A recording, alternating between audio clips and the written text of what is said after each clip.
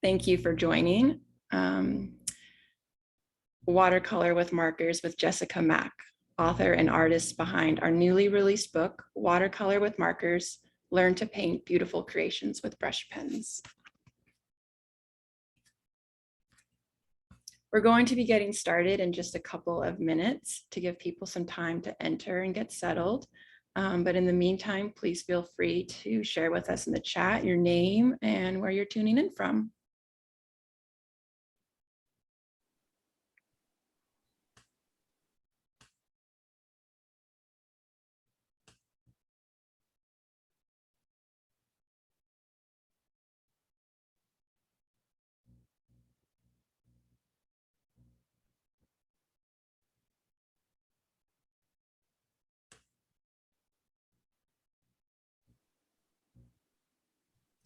Welcome, everyone. If you've just joined us and you're here for our live online webinar, Watercolor with Markers with Jessica Mack, author and artist, you've come to the right place.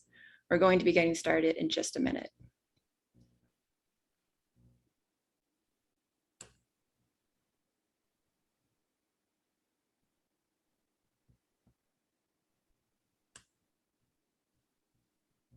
Before we do get started with introductions, I want to note that we will be emailing all who registered the link to this webinar recording. If you have questions during the tutorial, please enter those into the Q&A. I will moderate those at the end, but if there's something specific to the project at hand, I can ask Jessica intermittently to clarify those too. And for the last bit of exciting news before we get started, Rocky Nook will be selecting one webinar participant to win a giveaway copy of Jessica's book. We will select the winner at random and follow up with you by email, so stay tuned. Now to get started. My name is Katie Walker. I'm the marketing coordinator at Rocky Nook, and it is my pleasure to welcome you and host this webinar. For those of you who are new to Rocky Nook, we are a small independent publishing company with the goal of helping photographers of all levels improve their skills to capture those moments that matter. Recently, we have taken our passion for creativity and of making finely crafted books and started applying it to other artistic endeavors, namely publishing books on drawing, painting, graphic design, crafts, and much more.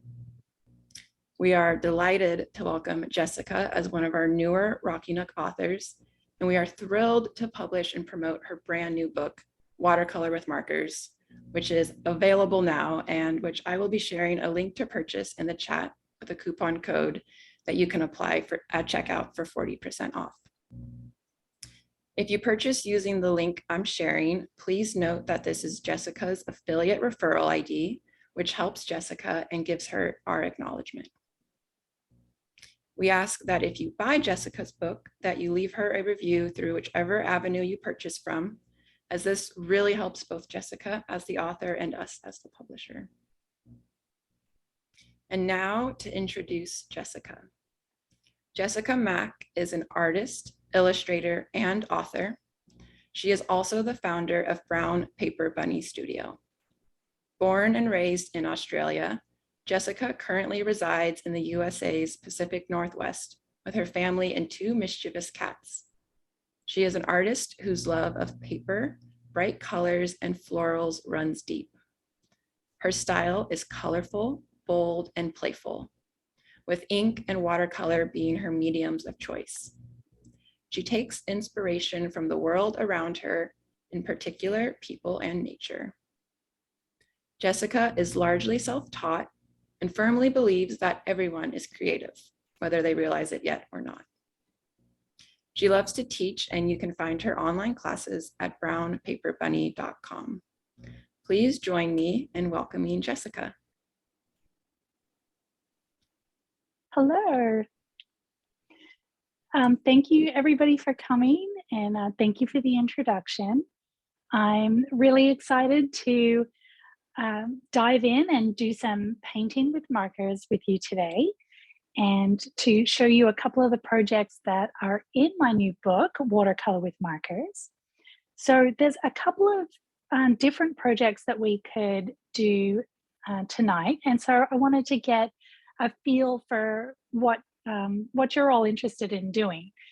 So the options I thought we could do are lavender, which is one of my all-time favorite plants, some loose watercolor style florals. We could paint a flower galaxy, or we could do a butterfly galaxy. So how about you drop your vote in the chat, and we'll start with whichever one kind of gets the most comments. So butterfly galaxy, flower galaxy, loose florals, or lavender. Oh, I'm seeing a few for florals, a few for butterfly galaxy. I feel like we need some hold music. Do, do, do, do. What do we think? Katie, what do you think? Which has the most votes so I far? think it's a pretty even tie between butterfly and lavender. Ooh, all right. Let's start with butterflies. Let's start with butterflies. Let's do it. Okay, so I'll go over the materials that you're going to need first. You'll want some watercolor paper, and two of my favorites for blending with markers is Canson XL and Strathmore 300 series. And these are wood pulp based papers rather than traditional watercolor paper is cotton based. And the cotton based paper is more expensive, but it sucks the ink down into the paper and you can't really blend it. Whereas this wood based paper, the ink it's easier to blend. And so I think, use whatever you have, but if you're buying paper new, go for the less expensive of the watercolor papers. So you need your paper. For the butterfly, you won't need a blending palette, so you can put that to the side. And you'll need some water-based markers in your favorite colors. And I'm using Tombow dual brush pens because they blend really beautifully and they're super vibrant. And they've got the brush on one end and the bullet tip on the other end, which is great for details and things. So I might use a green, maybe a darker blue and a light blue. And I don't think we'll need any of the other colors for the butterfly. And I've already drawn out a template to show you. Oh, actually, I should mention, in the book, if you're not super confident with your drawing skills yet, at the back, you'll find traceable templates for most of the projects. So you can see there's our flower galaxy and there's our butterfly galaxy template. But if you don't have the book yet, you can just draw yourself a butterfly shape. I recommend using either pencil to start with, or if you want to use ink, use a waterproof marker. So that when we add water over the top, the black lines don't kind of just go everywhere.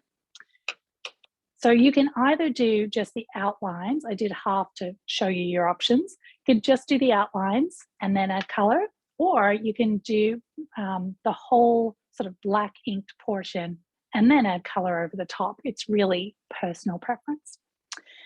You'll also need a paintbrush, just a round watercolor paintbrush, or if you have one, you can use a water brush that has a fillable reservoir for water and then just a brush end. So whatever you have, grab that. And if you're using a paintbrush, you'll also need a jar of water. I'll actually use a size 8 because my butterfly is quite large so that you can see it. And for this project, we're going to blend all of the ink directly on the paper versus on a separate blending palette. So let's dive in. I'm going to start with my lightest blue, and I'm literally just going to draw ink directly onto the paper. But because this paper isn't perfectly smooth, like marker paper or copy paper, you want to just make sure that you're always pulling the marker away from the tip, because if you scrubbed it into the paper like that, you're going to damage your nibs faster. So just pull away from the tip as you're adding color. Hey, Jessica, that's a great point for me to add a question from the audience. They wanted to know Yes. if the paper size matters because the different paper sizes seem to have different textures. Ooh, you should be able to get paper sizes in all different textures. So with watercolor paper, they call it hot press versus cold press. And hot press is a lot smoother, and cold press is the really, really rough textured watercolor paper. Um, this paper that I'm using, the Canson XL, is really in between. It's not super, super smooth, but it's not the really rough cold press either. But you can get this sort of paper in, I think this is 9x12, all the way up to like giant pieces of paper. And you should be able to get any type of watercolor paper in different sizes. So hopefully that answers your question. If not, feel free to drop a follow-up question in the chat and Katie will let me know. So you don't have to be very neat in this stage because we're going to blend all of this ink on the paper anyway. So, for example, here, I can go right outside the lines. It really doesn't matter. Can just be kind of free with it because all of this space is going to be covered with black at the end anyway. So just add a little bit of your first color. And you'll notice that I'm adding color, or this lighter blue, to all of the wing segments that are closest to the body of the butterfly. So the color blends are going to be working their way towards the outside. But you can do whatever you want. This is a really fun project to experiment with and play around with different color blends. And now I'm going to use my green, and I'm using 245 in the Tombow colors, but you can use whatever colors you want. And I'm just going to add that color right next to the light blue that I had.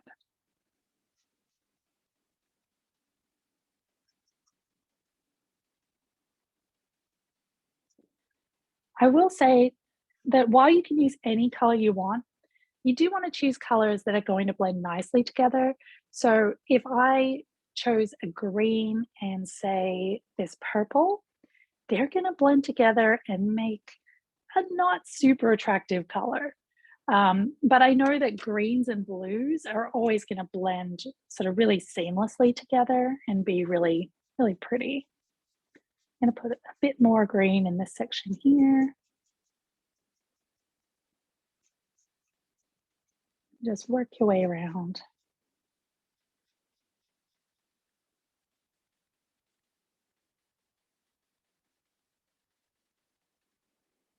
Okay.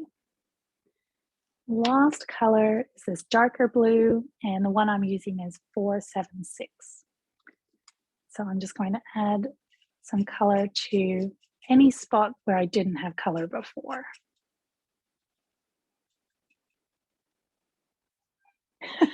I think my cat's trying to break in. I have my door closed, but he's not a fan. He's like, "What are you doing in here without me? Not fair." If only he had opposable thumbs and could hold a paintbrush, and I'd let him paint with me. Okay, last little bit. Hey, Jessica, what was the number on the light blue that you used? Oh yes, the light blue is 443. 443. So 443 is the light blue. 245 is the green. And 476 was the dark blue. Okay, now's the fun part. Grab your paintbrush, dip it in some water, and you want it to be wet, but not so wet that it's going to drip absolutely everywhere. And start with your lightest color. if you start with the darkest color, it can overwhelm all the other colors. So start with your lightest color, just add that water and start blending the water with the ink. And move on to the green, and then lastly, the darker blue. And just blend that all together. So you get this beautiful watercolor effect. Rinse your brush and start on the next segment. And it helps us, if you're right-handed, it helps start on the left-hand side and work your way across so you don't smudge the ink with your hand, and vice versa. If you're left-handed, start on the right and work your way over. Just blend those colors together. And you can kind of push the ink around a little bit on the paper. So, you know, if it starts to look like it's too dark in one area, you can just kind of move it along and get those colors to blend until you're happy with them. Just put my water over here. And for these little tiny segments here, you need a little bit less water so that it doesn't just kind of flood it and go everywhere. So just keep working your way along, painting each segment. And again, it doesn't matter at all if you go out into the black because we used our permanent pen, so it's not going to bleed or anything. And on this segment, you're going to cover that up with black ink anyway. So don't have to be precise. Just have some fun with the blends. A little bit more water. Any questions so far on this portion of it or anything else?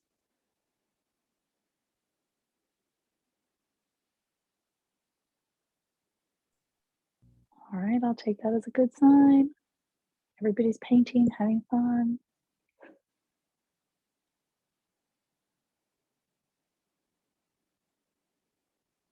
Okay. If you don't want to use blues and greens, I'll just show you the color combos that I use in the book are pinks and purples and violets and blues. So there's a couple of different color combos, and you know, you could try anything. Oranges and yellows and reds would be really beautiful. Kind of a monarch. Monarchs are reds. Monarchs are red and orange, aren't they? I think. But yeah, you can have a lot of fun with this. Really choose any colors that are your favorites. Hey, Jessica, we do have a question from a participant who didn't have the stencil ready. They would like to know, how would you blend over the big space if it is an empty outline? Oh, like if there's no little wing segments? I think I would just do it the same way that we're doing it now. I mean, I could do it. I could just fill in all of this space. I would just do it in layers of color and just blend it. And then afterwards you can draw in these little panels, if that makes sense. So yeah, you could paint in the entire wing and then yeah, and then just put black ink over the top, or not put black ink over the top and leave it all color. That'd be really pretty too. We got some feedback that answers the question. Thank you. Oh, good. Yay. Yeah, I mean, we've got this template here so that it's, you know, it's available in the book if you want it. But really, I mean, draw your own butterfly, the great thing about galaxies is you can put them in just about any silhouette shape. So, you know, we've got cats in the book and mountains and letters and all kinds of fun stuff. So anything you can think of, really, you can paint one of these galaxies inside of. Okay. Last little section of wing.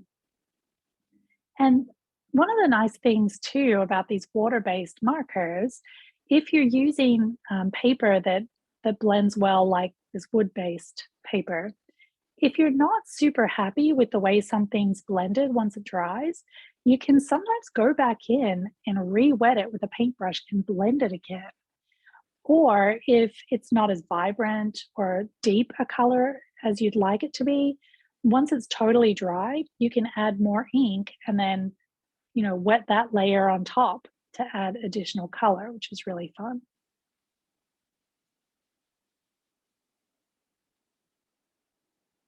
Okay, last one. So you can see how messy this is, but it really doesn't matter because once it's all dried, we can go over with our marker and fill in all of those gaps if we want to. So that's kind of the first step for the butterfly. How's everybody going? Are you at this stage too? Am I going too fast, too slow? Let me know. Let me know if you need me to speed up or explain anything that I've already gone over. No feedback yet, but there is a question if there's any paint consistency that you should be aware of. Well, one of the reasons why I love painting with markers so much is I love traditional watercolors too, but you really have to get to know the paint consistency. Not enough water and it's sort of gluggy and gritty when it dries, too much water and it just goes everywhere, or it's too transparent. But with ink, really, it's just about how much water is on your brush. So I'll do a little demonstration here with the blue. Maybe I'll get another piece of paper.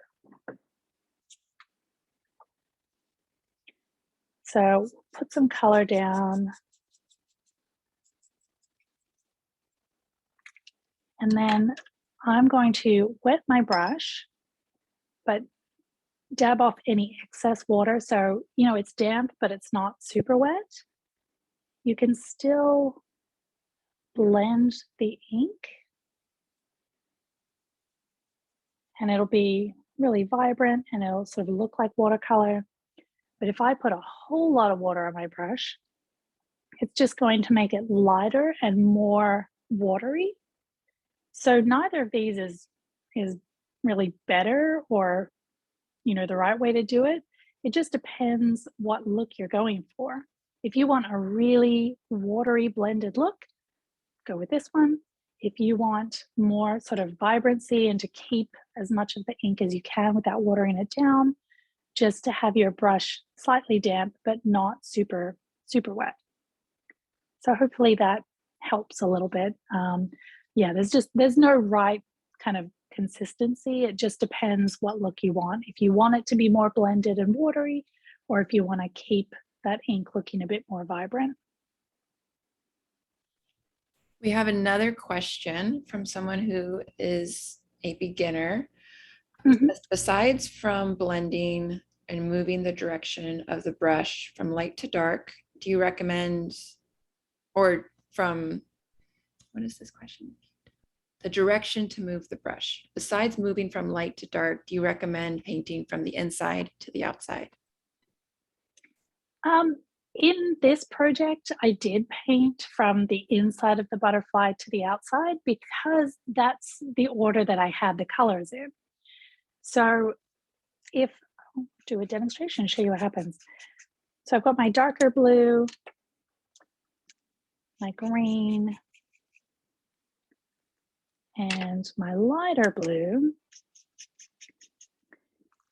And so I moved here from the lightest color to the darkest color to prevent them all just kind of becoming one dark color.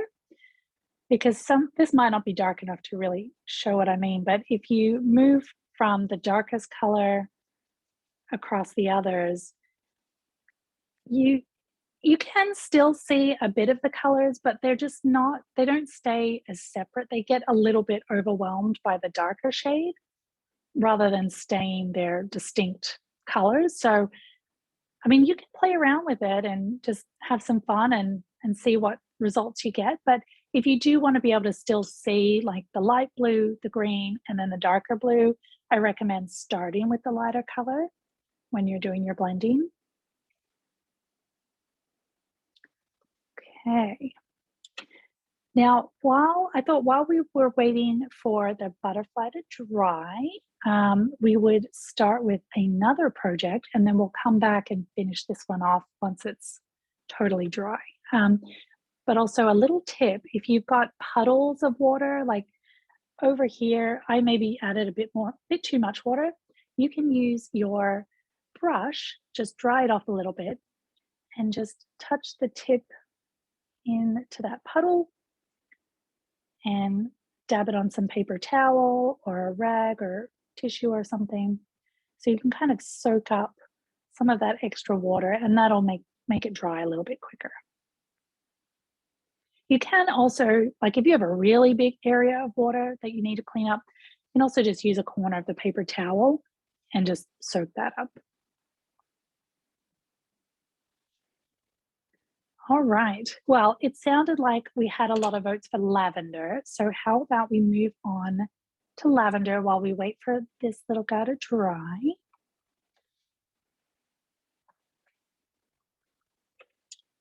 Just get myself organized here.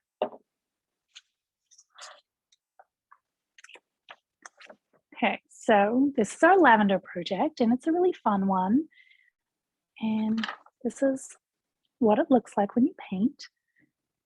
There's a lot of different varieties of lavender, but the one that we have in our backyard has these little clumps of petals with gaps of stem in between. So that's what we're going to paint today. All right. Sorry, too many things on my desk. Okay, so for this one, you will need some sort of green for the stem, and I'm using a kind of gray-green color, which our lavender is not like super vibrant green. It's got that grayness to it, and the number I'm using is 228. So for the stem, we're going to draw directly on the paper with our marker, and we'll just do one stem to start with, and it can be a little bit wobbly. And as you're drawing, press down slightly on your brush marker to make the line just a little bit thicker towards the end.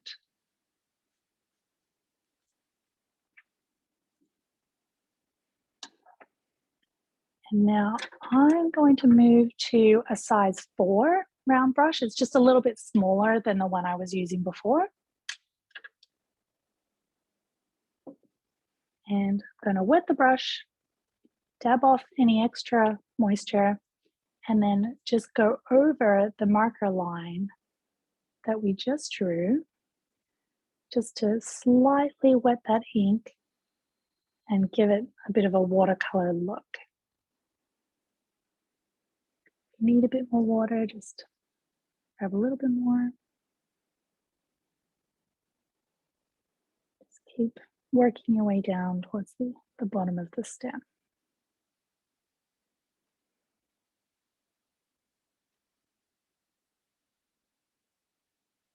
Okay. Rinse off your brush.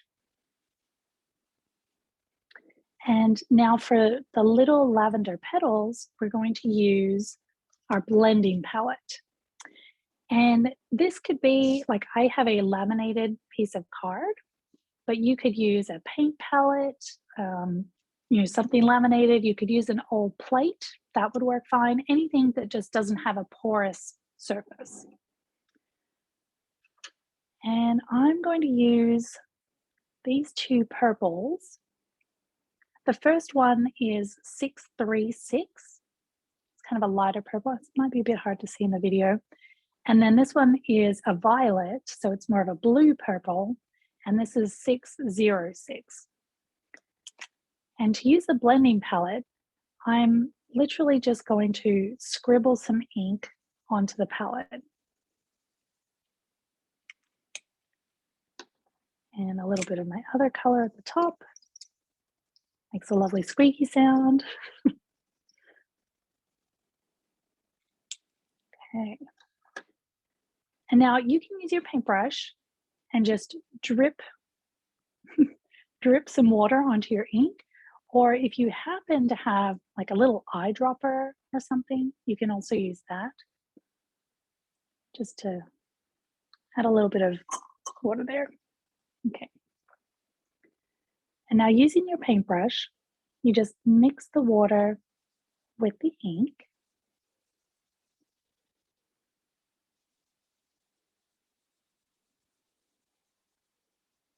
Now you can kind of see the colors coming out more. So this is more blue and this is more of a red purple. And in the middle over here, I'm actually going to mix the two colors. So this is where the blending palette is really just brilliant. That's really a tongue twister. The blending palette is brilliant because you can mix completely new colors from your markers that you didn't have straight from the marker. So you can really customize them and make them whatever you want them to be. I'm going to add another drop of water because I want this first layer to be pretty light. Okay. Now you've got some of that ink on your paintbrush. I'm going to paint some tiny little bunny ears to get us started. Some little lavender bunny ears. And now we're going to work our way down the stem, leaving little spaces in between each clump of flowers. And the tiny little lavender petals look like little grains of rice. So just think about that while you're painting. This is like a little grain of rice there, little one there, and just on the sides of the stem. And they can touch or not touch, sort of up to you, because we're going to do a second layer over the top. Get more ink if you need it, and leave a little bit of a space, and do another little grouping of grains of rice.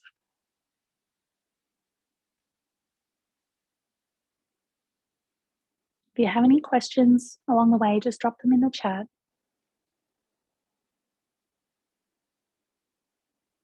Little bunny ears or little grains of rice. Keep going.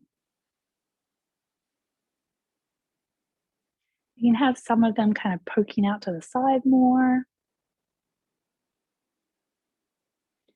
They don't all have to be perfect, I guess is what I'm saying. You can sort of mix it up a little bit. A little group down here.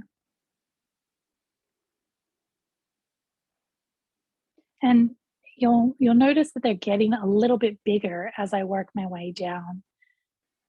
That just tends to be how lavender goes. So you can either paint more of the little petal shapes, or you can just paint them a little bit bigger or a little bit wider coming out from the stem.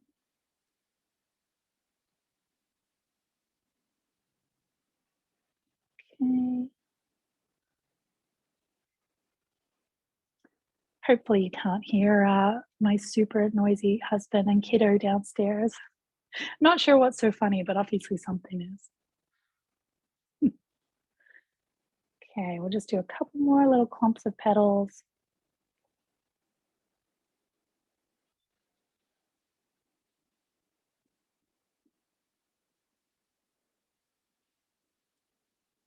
Okay.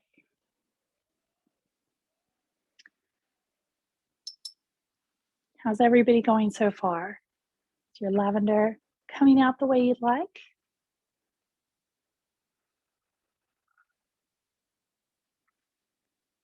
All right. So the next step is to let this dry. I know there's unfortunately, a lot of drying when it comes to painting with ink and water. But I have one that's already dried so that I can show you the next step while without you having to sit and just watch paint dry, essentially. So we've got our first layer, and it's the lightest layer. And then we're going to go over the top and do essentially the same thing with these little grains of rice, but in a darker color. So I might add a little bit more of my violet, which was 606. And you never want to add ink or dip your pens, your markers, into the wet ink, because that will damage the nibs. So just find a dry space on your blending palette if you want to add more.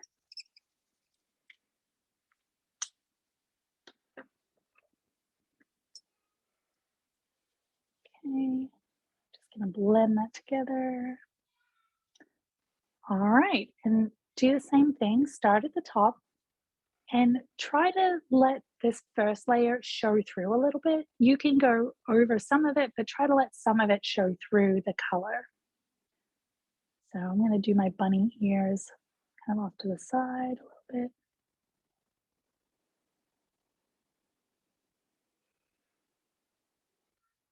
And just keep doing exactly what you did in that last layer. Those little grains of rice. Just adding a little bit more dimension by adding the um, different colors and, well, not really different colors, but lightness and dark. Just makes it a little bit more interesting than just all being the one same flat color.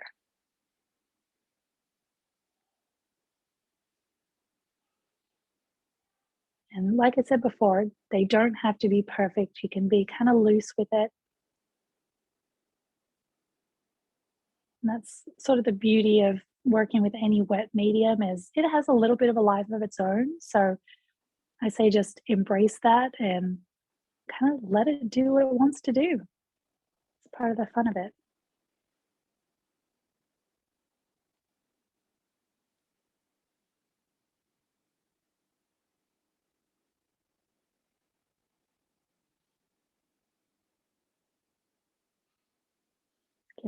These ones are getting a little bit bigger as we move down.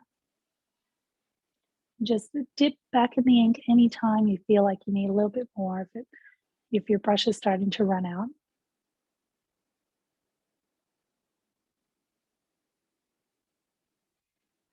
But yeah, the less water you add, the darker and more pigmented your color will be. So just keep that in mind. If you want a really light, soft wash, add more water. If you want really deep pigmented color, just add less water.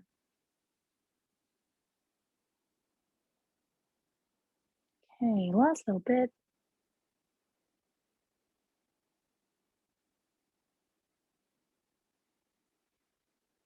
Rinse off your brush. And there we have some lavender. So you do the exact same steps if you wanted to do a whole bunch of lavender. I like it on its own, but it also makes really pretty sort of filler flowers. If you were to paint a bouquet of flowers, you might add some lavender coming out at the back. So it's a nice one to have in your pocket. All right, lavender is done.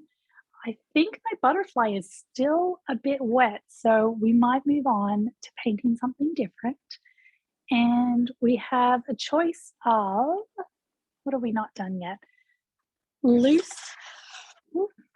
watercolor flowers, which are super easy and you can do them in any colors you can think of. It's really fun. Or we can do the galaxy with the flower, it's a similar method to what we did with the butterfly, but we're just painting in a different shape. So what do you guys want to do? You want to do loose florals first or galaxy? Oh, I see a vote for loose flowers. Oh, flowers. All right. Okay, let's do flowers first. Sounds like people are into it. So in the book, I have a section on painting the loose florals, but more specifically turning them into a pattern.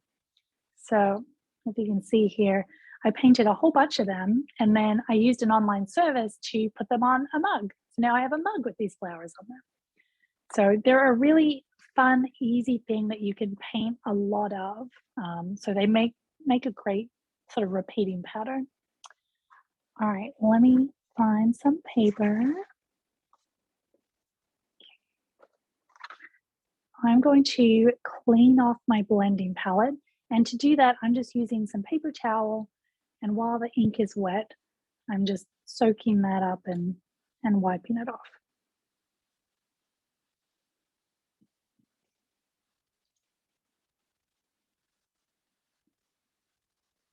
Okay. Well, let's see. For these, I might use some pink. Maybe not that purple. Use this purple. I'm going to use pink, purple, and yellow. And the purple I'm using is 636, which I think we used on the lavender. And the pink is 725. It's a very bright pink. And the yellow is 993. So the pink is going to be my main color that I'm going to do for the flower. So I'm going to have the most of the pink.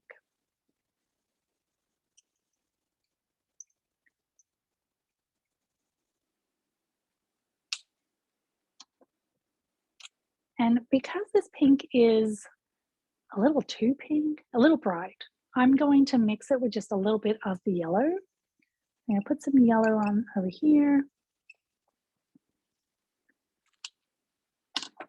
And then separately, I'm going to mix up a little bit of purple.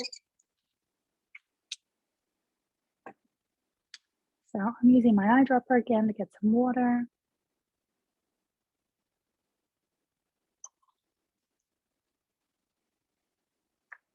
And then I'm going to use my size 8 brush again, which is a little bit bigger, because we're going to get pretty loose with these. It's not a precise looking flower. So I'm going to blend the yellow and the pink.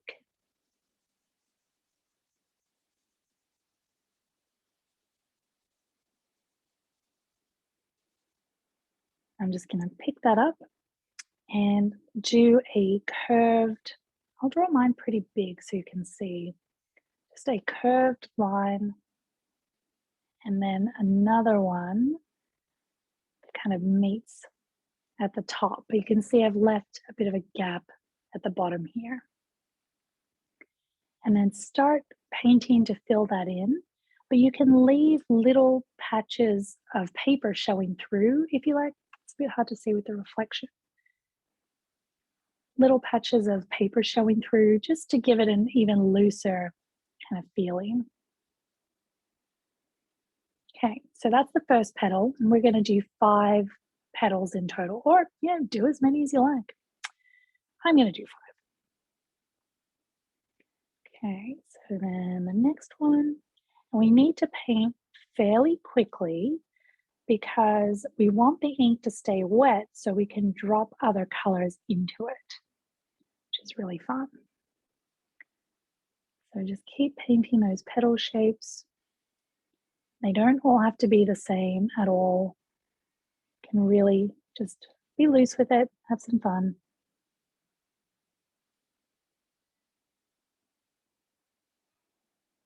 Okay.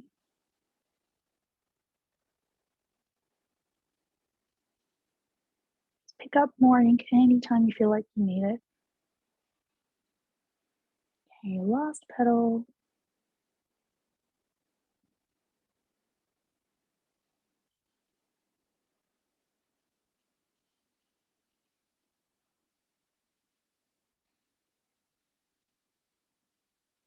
All right.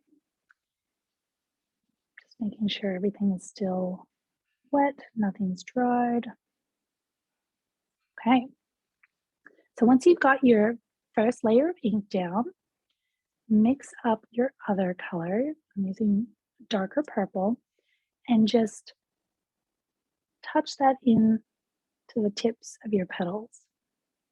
Just let it blend however it wants to blend. So you'll have to be a bit patient, just sort of let it do its thing. But while we're waiting for that to blend, on a dry spot, I'm going to mix up a little bit more yellow.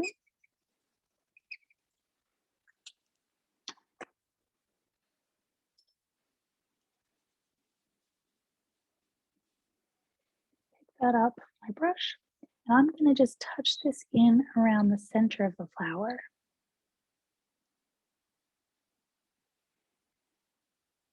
And maybe a few little dots kind of in the middle, just yellow.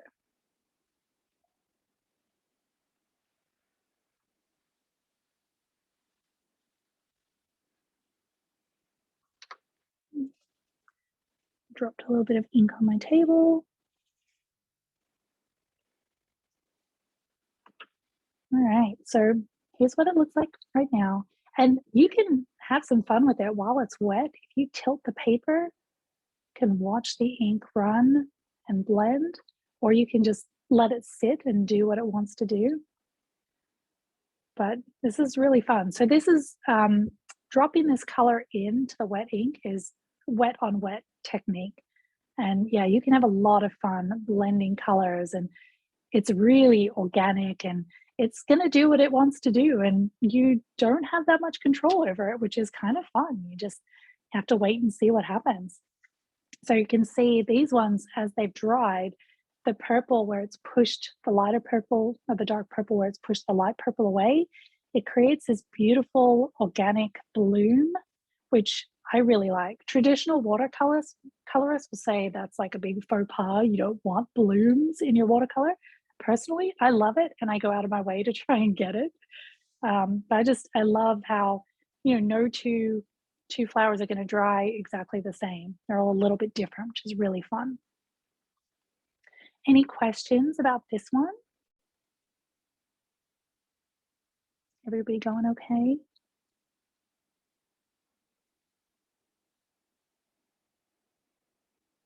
I'll take quiet as a good sign.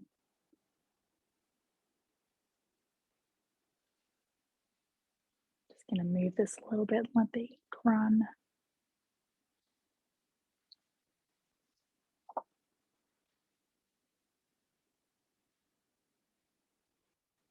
It's going to be fun when that one dries. All right, let's test our butterfly. It's feeling fairly dry, so I'm going to put this one over here so it can dry. Bring our butterfly back. Hey, Jessica, we had another question about the kind of paper you're using. I think you mentioned in the beginning Hansen, but can you share what's the best paper for these watercolors? Absolutely. Yeah, definitely. So traditional watercolor paper, like the really good, super expensive, like you can get really expensive watercolor paper. It's usually cotton based. So it's made out of cotton fibers. And the cotton based paper I find really sucks the color down into the paper, which means that you can't blend it. Like once it's on the paper, it's pretty stuck on the paper. So I've experimented a lot, and the papers that I found that work the best for this kind of blending with ink are wood-based watercolor papers, which thankfully, your wallet will be happy because these are less expensive than the cotton-based ones. But I really like Canson XL watercolor paper, and it's 140 pound. The one that I use most often is 9 by 12. It's just a pad of paper sheets.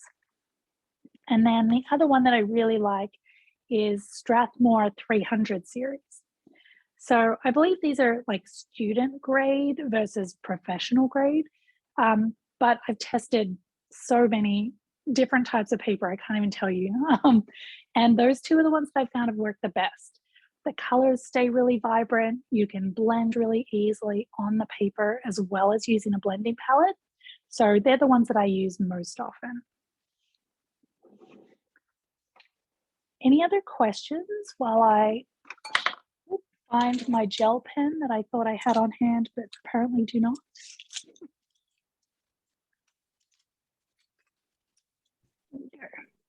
No more questions at the moment, but a lot of good feedback on the flowers. Awesome. Yeah, I hope everyone's having fun with the flowers.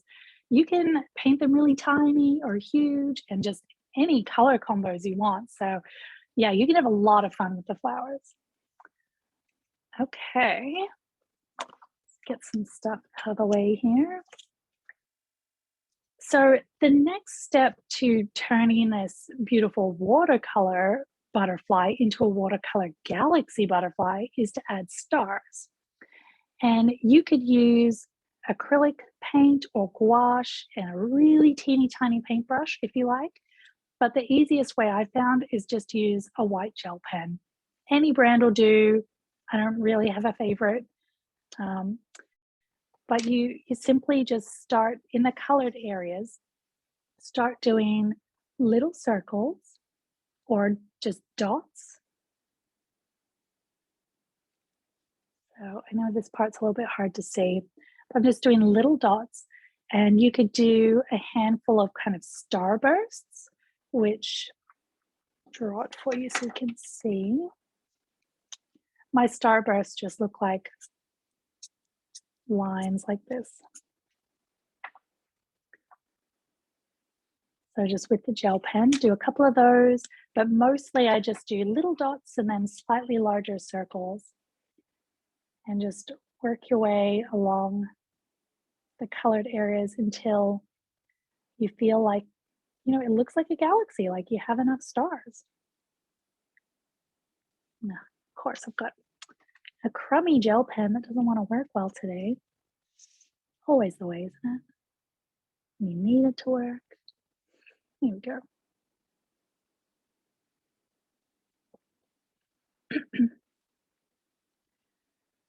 So this, I mean, you could keep adding stars forever. But this step, I think it helps to add some and then kind of step away and look overall and say, okay, I need some more stars down here or over here, that kind of thing. But just, yeah, use your gel pen or your acrylic or gouache, anything that's sort of opaque really would work, white. Just add those little stars to give it some twinkle. Might want to add little clusters of dots together, space them out. Jessica, is the black part of the stenciled outline, is that marker or did you paint that? Oh yes, this black part is just a permanent pen. So let me show you. I'll give the stars a break for a minute. I think you get the idea. Adding dots and little starbursts. So this pen that I'm using is the Tombow Mono Twin, and I like it because it has a ballpoint end for like writing and little details, but it also has a bigger bullet point end. And I simply color in the black portions with it, and I can paint over the top, and it's not going to go anywhere. It's totally waterproof. So yeah, you can use this before you add color, or like I'm doing on this side of the butterfly, you can use it after you've already added color. And just color it in. You can, of course, also use one of your regular markers if you're doing it after you've added color and you're not going to add any more water.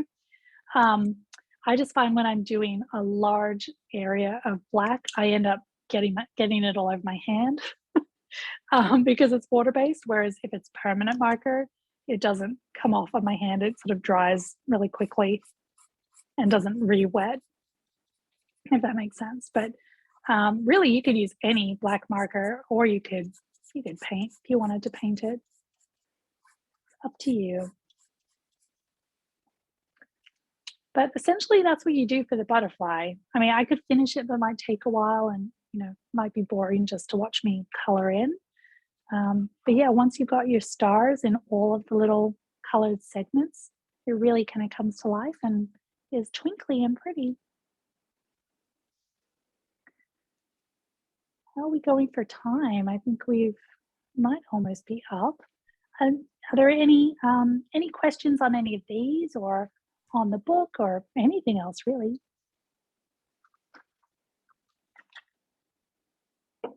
No new questions in Q&A, but we'll keep it open for a couple minutes longer.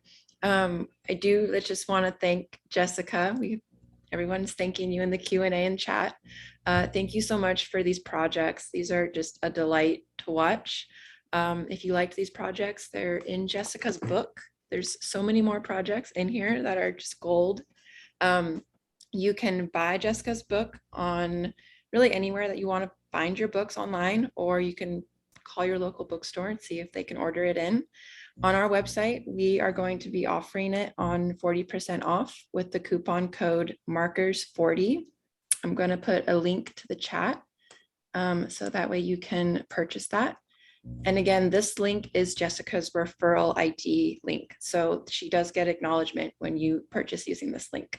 So someone's ordered it, can't wait to receive it, good news. Everybody who participated, stay tuned. You are entered to win the giveaway, and we will be emailing you if you are the chosen recipient to receive the giveaway. Thank you again. And let's see, any questions?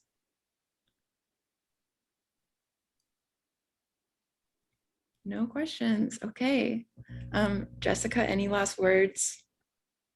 Just thank you so much to everybody who joined in today. And as Katie mentioned, if you buy the book and you love it, it would be wonderful if you'd leave a review. It makes a huge difference for both authors and publishers. And if you have any questions at all on anything we covered today, feel free to send me a message on Instagram at Brown Paper Bunny. And yeah, happy painting. Thanks for joining. Thank you so much. And we will be emailing the link to this recording. Take care. Bye-bye.